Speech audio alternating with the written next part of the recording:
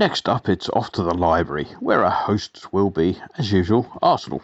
Kick-off has been shifted to 8 p.m. Saturday evening, Sky being the carrier of choice in the UK. Those of you who have the relevant channels will be able to watch the match either without crowd noise or, if you prefer, without crowd noise. They were given a nice, soft start to the season with a trip to Craven Cottage, where Fulham politely rolled over for them 3-0. They were given a note from their mum that excused them from the second round of the League Cup, meaning that their only other competitive match to date was the Charity Shield, as I will call it to my dying day.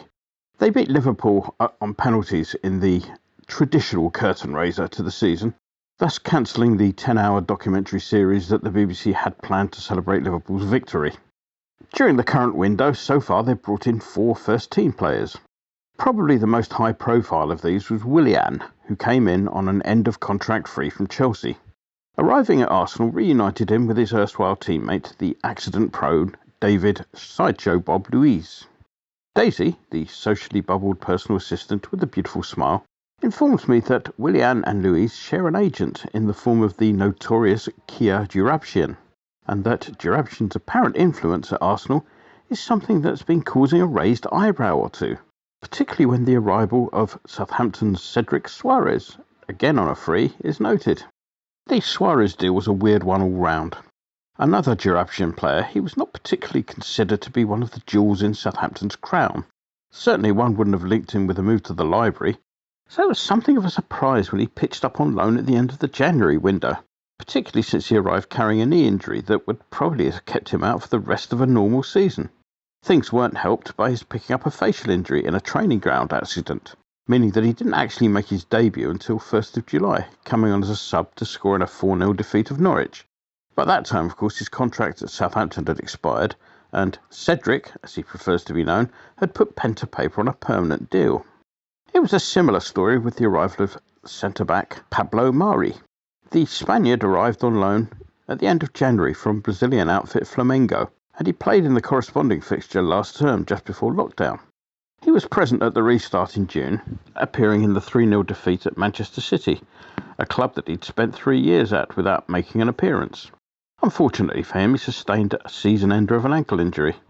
This didn't dissuade Arsenal from exercising their option to make the deal permanent. Murray wasn't the last central defender to arrive this summer. They raided Lille for the services of 22-year-old centre-half Gabriel. The Brazilian has yet to make his full international debut, but he was due to have been included in their under-23 squad for the Olympics. But for some odd reason, they don't appear to have happened this year. You'd have thought that they might have said something in the papers, wouldn't you? Gabriel marked his league debut with a goal on Saturday down at the Cottage.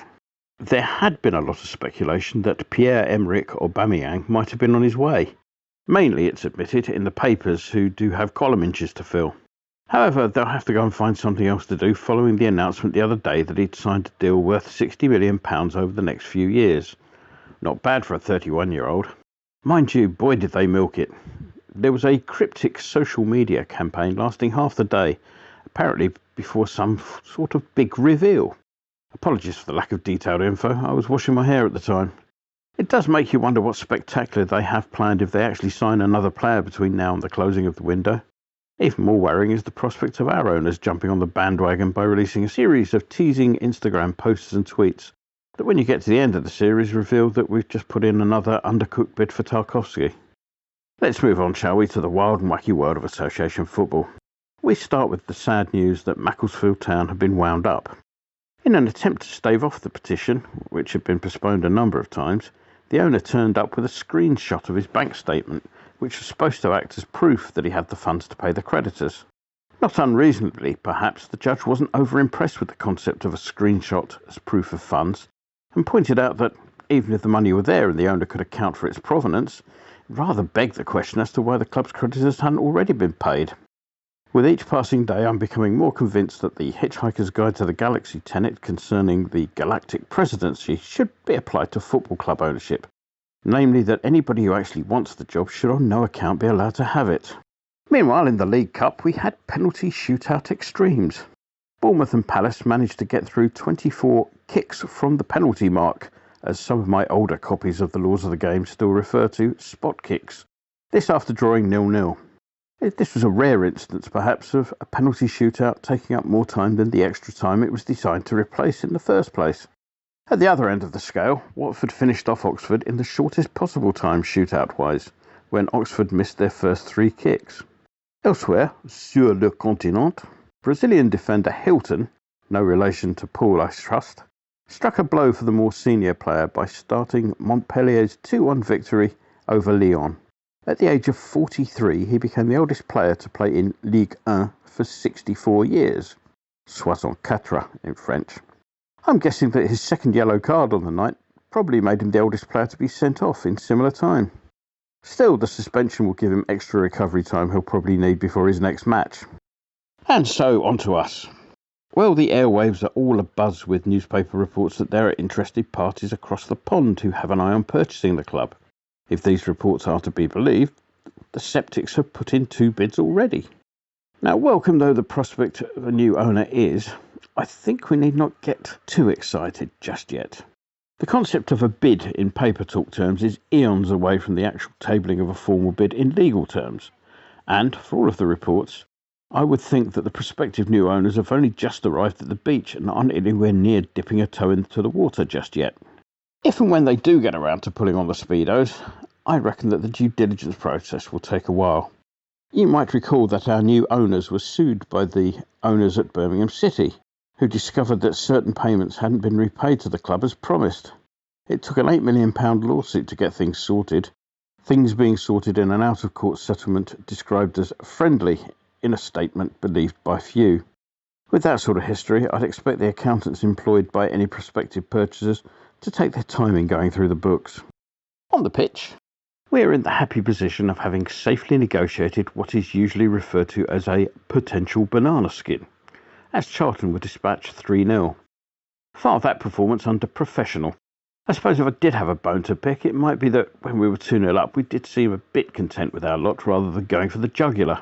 However, the visitors gave a good account of themselves, particularly in the earlier stages of the second half, where sub Anika bullied Balbuena in a match that Haller, a man on a hat-trick lest we forget, singularly failed to do to his marker. It was a good solid performance that, in truth, was the least we should have expected from a team against a third-tier side put together in the midst of a transfer embargo. It's the sort of game we traditionally come a cropper in, so job done, small mercies, etc. Hull City await us in the next round. In all honesty, we learned little from the run-out in midweek that will have much bearing on this weekend's events.